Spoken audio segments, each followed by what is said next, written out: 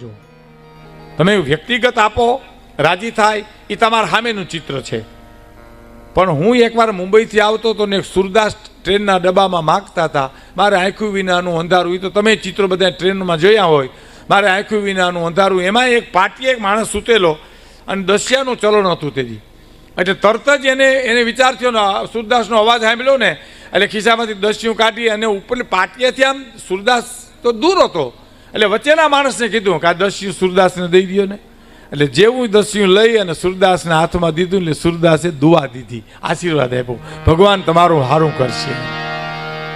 ત્યાં એક માણસે કોમેન્ટ કરી કે કોનું દસિયું કોને દીધું, સુરદાસે કોને દુઆ દીધી. સુરદાસ સાંભળી ગયો અને સુરદાસ એટલું બોલ્યો પાછો વળીને કે હું આંધળો છું, મારી દુઆ આંધળી નથી.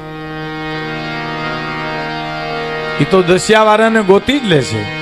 હે એટલે અમારે દુલા કાગેમ લખે છે કે તારા આંગણિયા પૂછીને દુખિયા આવે એને આવકારો આપજે. તારા દિવસો પૂછીને કોઈ દુખી આવે. તારો દિવસ માણસની પાસે માણસ નથી જતો, માણસ દિવસની પાસે માણસ જાય છે.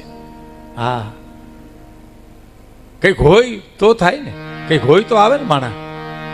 શું કે છે કે માનવીની પાસે કોઈ એ માનવી નો આવે રે, માનવીની પાસે કોઈ માનવી નો આવે રે. માણસની પાસે માણસ નથી આવતો, પણ એ જી તારા દિવસો પૂછીને કોઈ દુખિયા આવે એને આવકારો મીઠો. દિવસો પૂછીને કોઈ આવે સાહેબ, કાંઈક હોય તો કોક આવે આપણી પાસે. હે હવે આપણે સડી પેન માથે હુતરી બાંધીને કોકને ઘેરે આંટા મારતો હોય તો હું આપણે દઈએ એને લ્યો. એક વાત મને બહુ ગમે છે. એક જણ ઓસરીમાં બેઠો હતો ને, એમાં કૂતરું ઘરમાં ગયું પણ પાછું વળ્યું કૂતરું તરત જ. કૂતરાને આઘાત બહુ લાગ્યો કે આ મારા ધક્કા માથે પડે, આમાં ગરધણી કેમ રહી શકતો છે. બઠિયા કાન કરી ગયું, પરસેવે રેબજેબ થઈ ગયું અને ગરધણી સામું જોયું એટલે ગરધણી કહે કાં જાને, કાંઈક હોય તો અમે ન જઈએ, અમે અમથા બનેલી બહાર નીકળી ગયા છું. હાયલું લખ લખ લખ કરતું ત્યાં શું મળે? કાંઈક હોય તો ની વાત છે ને, ન હોય તો કોણ આવે? એમ તારા દિવસો પૂછીને દુખિયા આવે. આ રાજકુમાર કોલેજના જ્યારે પાયા છપાણા રાજકોટમાં, આ બનેલી હકીકત, તમામ રજવાડા એમાં હતા રાજકુમાર કોલેજના ખાતમુહૂર્ત વખતે. એમાં કોઈ રાજાએ ધૂળ નાખી, કોઈ આમ રેતી નાખી, કોઈ સિમેન્ટ નાખ્યા, કોઈ પથ્થર નાખ્યા, પણ 10 જણ આલા ખાચર આવ્યા ને એને હોનામોરનો ખોબો ભરીને પાયામાં નાખ્યો. એટલે બીજા રાજાએ કીધું આમ કેમ? કે તમે તો બરાબર ધૂળ ને રેતી ને પથરા નાખ્યા તો બિલ્ડિંગ માટે જોઈએ, પણ મારે તો આમાંથી કોક દાતાર થવો જોઈએ એટલે મેં રૂપિયા નાખ્યા છે. ડોક્ટર થાય, વકીલ થાય, એન્જિનિયર થાય તો બરાબર, એમાંથી કોક દાતાર થવો જોઈએ એટલે સોનામોર આપ્યા હતા. અને એ જસના આલા ખાતરને કોકે કીધેલું હો કે એટલી બધી દાતારી ન હોય, આ તો ગોળ હોય ને આ માખીઓ આવે. અને અડધી રાતે ગોળ મગાવીને આલા ખાતરે કામદારને કીધું તું કે લ્યો આ પીડ્યો ગોળ માખીયું લાવી દો. તો કે માખીયું તો બાપુ દી હોય તો આવે, તો કે માણાનો દી હોય તો કોક આવે. હા, 4 ભીતું રાહડા લેતી ને ગરીબ, હા ગરીબાઈ આટો લઈ ગઈ જ્યાં ન આવે કોઈ. તારા દિવસો પૂછીને કોઈ દુખી આવે તો એને આવકારો મીઠો આપજે. એક માગણ એક નગર શેઠને કે શેઠ બાપા એક દસ્યું હોય તો દિયો ને. નથી વયો જા, દસ્યું નથી, પાછો વળ્યો. એક રોટલાનું બટકું હોય તો દો ને, ભૂખ બહુ લાગી. રોટલો નથી તો વયો જા કહું. એક જૂના લુગડા તો દો, ટાઈટ બહુ વાય છે.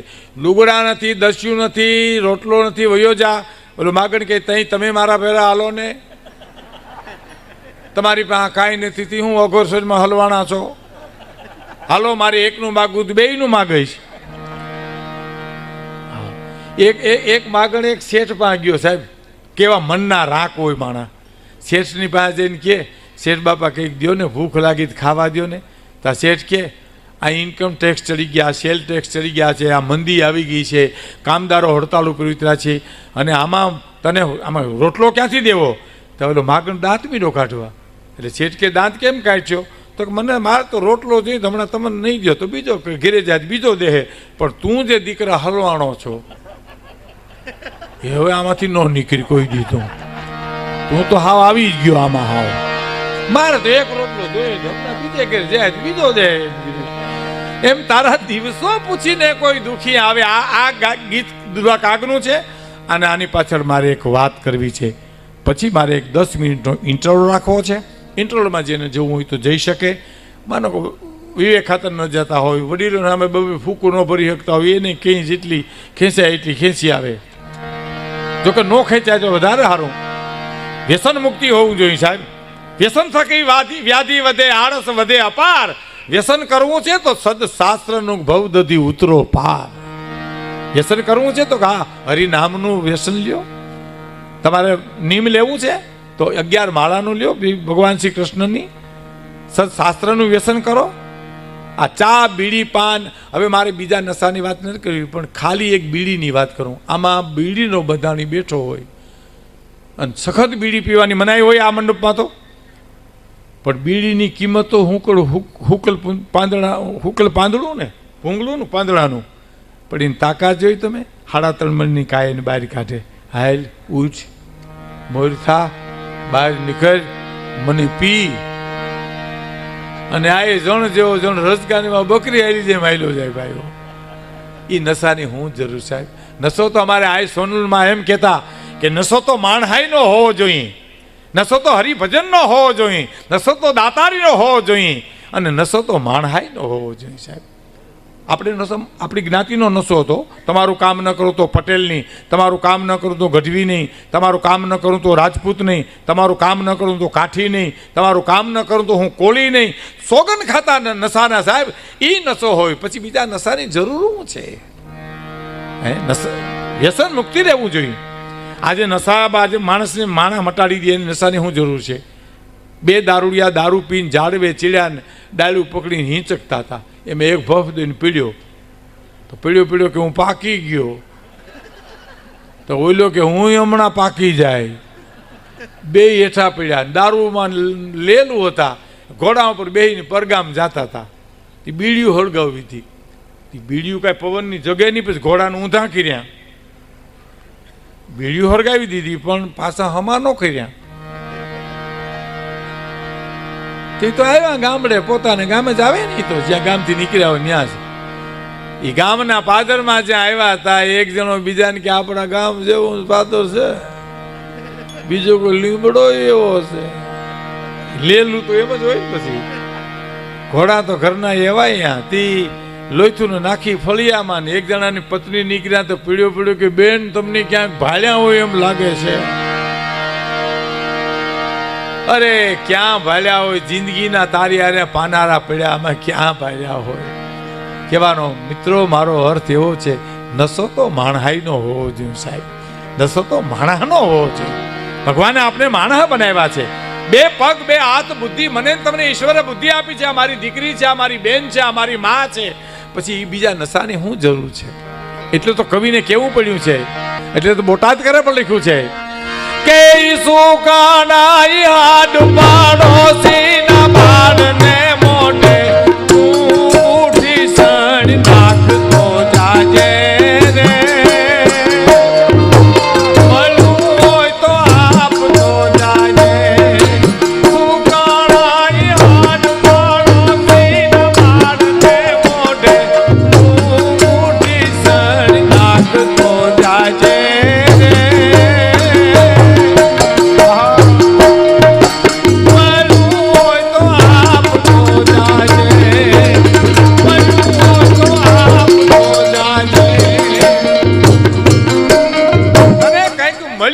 જગતને દેતો જાયજે. સુકાણા હાડ પાડોશીના બાળને મોઢે મુઠ્ઠી સણ નાખતો જાયજે. તને કંઈક મળ્યું હોય તો આપતો જાયજે. કે ભગવાન કૃષ્ણએ જાહેરમાં નિવેદનો કર્યા છે. જેને મહાભારત વાંચ્યું છે એને ખબર છે. 2 વ્યક્તિની હારી એને એકાંતમાં ચર્ચા કરી છે. એક કરણ કુંતા જણો જાયો બન્યા ભગવાન ભિખારી. સાહેબ કરણની વાત જવા દો, જુદી વાત છે આખી. પરમ પૂજ્ય પાંડુરંગ દાદા તો એમ કહેતા કે કરણની બહાદુરીમાં અર્જુનની કોઈ તાકાત નથી સાહેબ બાણ ચડાવી શકે, પણ શક્તિ બધી દુર્યોધનના પક્ષમાં અધર્મના પક્ષમાં જઈ અને ખર્ચાઈ ગઈ સાહેબ. એમ ઘણા માણસો શક્તિશાળી હોય પણ અવળે રસ્તે એની શક્તિ વપરાઈ જતી હોય.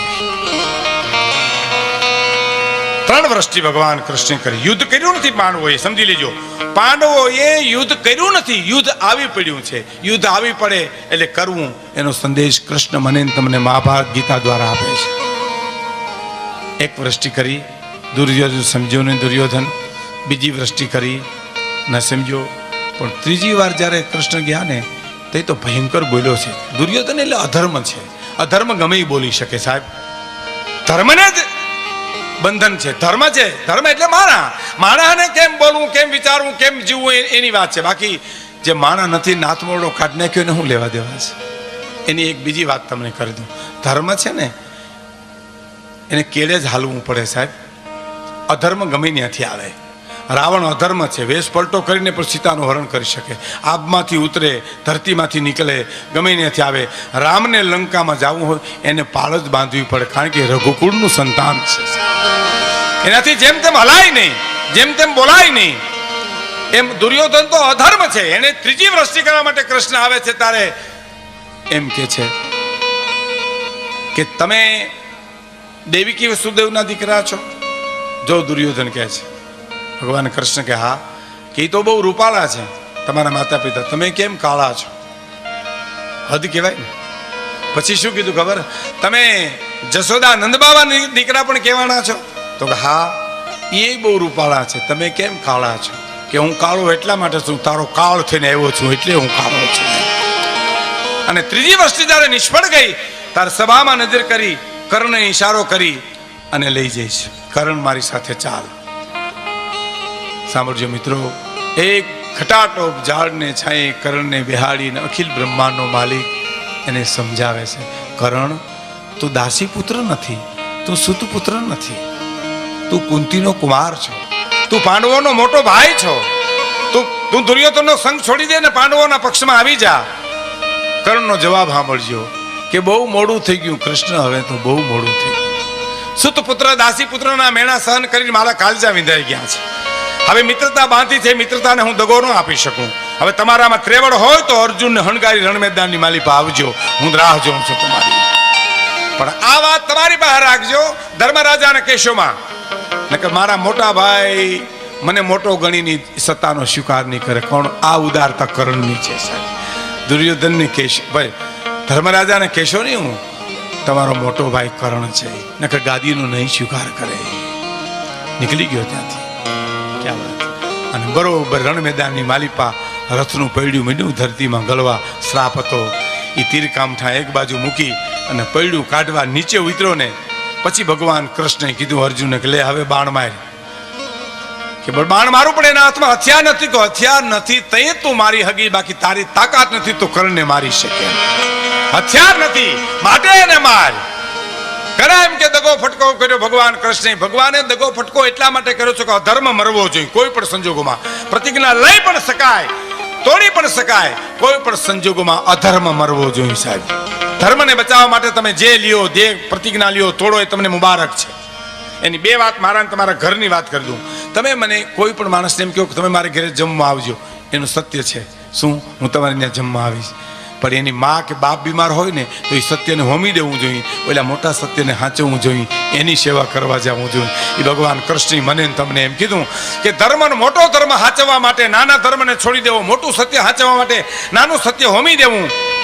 એક કર્ણને સામે એને ચર્ચા કરી. અને બીજી મહત્વની વાત હું તમને એ કહેવા માંગુ છું કે અર્જુનને એકાંતમાં બોલાવ્યો છે અને એ બોલાવીને એટલું કીધું છે કે અર્જુન તને ખબર છે કાલે શું પ્રસંગ છે? તો કે હા, માછલીની આંખ વિંધવાની છે મારે. એમ મચ્છ વિંધનો પ્રસંગ છે, ખબર છે? તો હા. કેવી રીતે વિંધવાની ખબર છે? તો હા, તળાવ પાણી, એમાં પછી મારે નીચે જોવાનું, છાબડામાં પગ રાખવાના. આ બધો પ્રસંગ જાણીતો છે, મારે તો મહત્વની વાત કરવી છે. અને નીચું જોઈને ઉપર આંખ વિંધવાની છે. એમ તો હા, હવે જો હું તને એટલા માટે અહીં લઈ આવ્યો છું, એમાં જો તું નિષ્ફળ ગયો તો તું જીવતોય કોઈ બરાબર છે, ન જીવતોય કોઈ વાંધો નથી, એમાં કોઈ ફરક નથી પડે. મરી જતો એક પ્રશ્ન નથી, જીવતો પ્રશ્ન નથી. પણ એમાં જો તું પારંગત થા અને માછલીની આંખ જો વીંધી લે, હે હા વધારો રમેશભાઈ, વધારો. હા બેસો. તાલુકા પંચાયતના પ્રમુખ શ્રી પણ આવ્યા છે. હા તો અર્જુન સાંભળજો મિત્રો, બરાબર છાબડામાં પગ રાખજે, ચિત્તને ઠેકાણે રાખજે, મન બરાબર કાબુમાં રાખજે, બરાબર આંખ, માછલીની આંખ જ દેખાય, બીજું કાંઈ આંખ દેખાવી ન જોઈ. એ આપણી ગામડાની ભાષામાં જો મારે તમને કેવું હોય ને તો ભાઈતે જેમ ભાઈતું પાડે અને પાછી જેમ તેલ પાડે એમ સમજાય. આમ કરજે, તેમ કરજે, ફલાણું કરજે, ચીજ ઠેકાણ રાખજે. બધું સાંભળ્યા પછી અર્જુને શું પ્રશ્ન કર્યો ખબર? કે આ બધું મારે જ કરવું, તમારે કાંઈ નહીં કરવાનું? હે કે આ બધું મારે જ કરવાનું, તમારે કાંઈ નહીં કરવાનું? અને ભગવાન કૃષ્ણનો જવાબ સાંભળજો કે તારાથી જે નહીં થાય ને એ હું કરીશ. કે તું શું કરી, તમે શું કરશો, જે મારાથી આવતીકાલે શું નહીં થાય. અર્જુન સાંભળી લે, પાણી સ્થિર હું કરી દઈશ, પાણી તારાથી નહીં સ્થિર થાય. અને પાણી સ્થિર કરું તો જ માછલી દેખાય, માછલી દેખાય તો જ આંખ દેખાય, આંખ દેખાય તો જ વિંધી હોય. એમ ભગવાન એમ કહે છે કે મારા સામે તું ડગલા હાલ ને તો 50 ડગલા હાલવા તારા સામે હું તૈયાર છું. પણ હે જીવ, તું મારે સામે આ તો આવ્યું ભલા માણસ. એ જીવ ઈશ્વર તરફ જવાની ગતિ, એના માટે આ સંતવાણી છે, એના માટે આ ભજનો છે, એના માટે આ લોક સાહિત્ય છે. કોઈ પણ સંજોગોમાં અધર્મ મરવો જોઈએ સાહેબ. ધર્મને બચાવવા માટે તમે જે લ્યો, જે પ્રતિજ્ઞા લ્યો, તોડો એ તમને મુબારક છે. એની બે વાત મારા તમારા ઘરની વાત કરી દઉં. તમે મને કોઈ પણ માણસને એમ કહો કે તમે મારે ઘરે જમવા આવજો, એનું સત્ય છે શું? હું તમારે ત્યાં જમવા આવીશ. પણ એની મા કે બાપ બીમાર હોય ને તો એ સત્યને હોમી દેવું જોઈએ, ઓલા મોટા સત્યને હાંચવવું જોઈએ, એની સેવા કરવા જવું જોઈએ. એ ભગવાન કૃષ્ણે મને તમને એમ કીધું કે ધર્મનો મોટો ધર્મ હાંચવા માટે નાના ધર્મને છોડી દેવો, મોટું સત્ય હાંચવા માટે નાનું સત્ય હોમી દેવું. એક કરણને સામે એને ચર્ચા કરી. અને બીજી મહત્વની વાત હું તમને એ કહેવા માંગુ છું કે અર્જુનને એકાંતમાં બોલાવ્યો છે અને એ બોલાવીને એટલું કીધું છે કે અર્જુન, તને ખબર છે કાલે શું પ્રસંગ છે? તો કે હા, માછલીની આંખ વિંધવાની છે મારે. એમ મચ્છ વિંધનો પ્રસંગ છે, ખબર છે?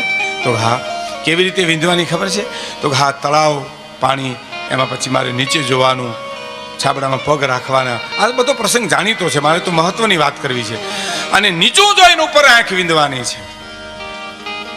એમ તો હા, હવે જો હું તને એટલા માટે અહીં લઈ આવ્યો છું, એમાં જો તું નિષ્ફળ ગયો તો તું જીવતોય કોઈ બરાબર છે, ન જીવતોય કોઈ વાંધો નથી, એમાં કોઈ ફરક નથી પડે. મરી જતો એક પ્રશ્ન નથી, જીવતો પ્રશ્ન નથી.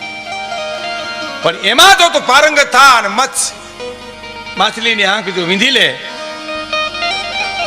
હે હા વધારો રમેશભાઈ, વધારો. હા બેસો. તાલુકા પંચાયતના પ્રમુખ શ્રી પણ આવ્યા છે. હા તો અર્જુન સાંભળજો મિત્રો, બરાબર છાબડામાં પગ રાખજે, ચિત્તને ઠેકાણે રાખજે, મન બરાબર કાબુમાં રાખજે, બરાબર આંખ, માછલીની આંખ જ દેખાય, બીજું કાંઈ આંખ દેખાવી ન જોઈ. એ આપણી ગામડાની ભાષામાં જો મારે તમને કેવું હોય ને તો ભાઈતે જેમ ભાઈતું પાડે અને પાછી જેમ તેલ પાડે એમ સમજાય. આમ કરજે, તેમ કરજે, ફલાણું કરજે, ચીજ ઠેકાણ રાખજે. બધું સાંભળ્યા પછી અર્જુને શું પ્રશ્ન કર્યો ખબર? કે આ બધું મારે જ કરવું, તમારે કાંઈ નહીં કરવાનું? હે કે આ બધું મારે જ કરવાનું, તમારે કાંઈ નહીં કરવાનું? અને ભગવાન કૃષ્ણનો જવાબ સાંભળજો કે તારાથી જે નહીં થાય ને એ હું કરીશ. કે તું શું કરી, તમે શું કરશો, જે મારાથી આવતીકાલે શું નહીં થાય. અર્જુન સાંભળી લે, પાણી સ્થિર હું કરી દઈશ, પાણી તારાથી નહીં સ્થિર થાય. અને પાણી સ્થિર કરું તો જ માછલી દેખાય, માછલી દેખાય તો જ આંખ દેખાય, આંખ દેખાય તો જ વિંધી હોય. એમ ભગવાન એમ કહે છે કે મારા સામે તું ડગલા હાલ ને તો 50 ડગલા હાલવા તારા સામે હું તૈયાર છું. પણ હે જીવ, તું મારે સામે આ તો આવ્યું ભલા માણસ. એ જીવ ઈશ્વર તરફ જવાની ગતિ, એના માટે આ સંતવાણી છે, એના માટે આ ભજનો છે, એના માટે આ લોક સાહિત્ય.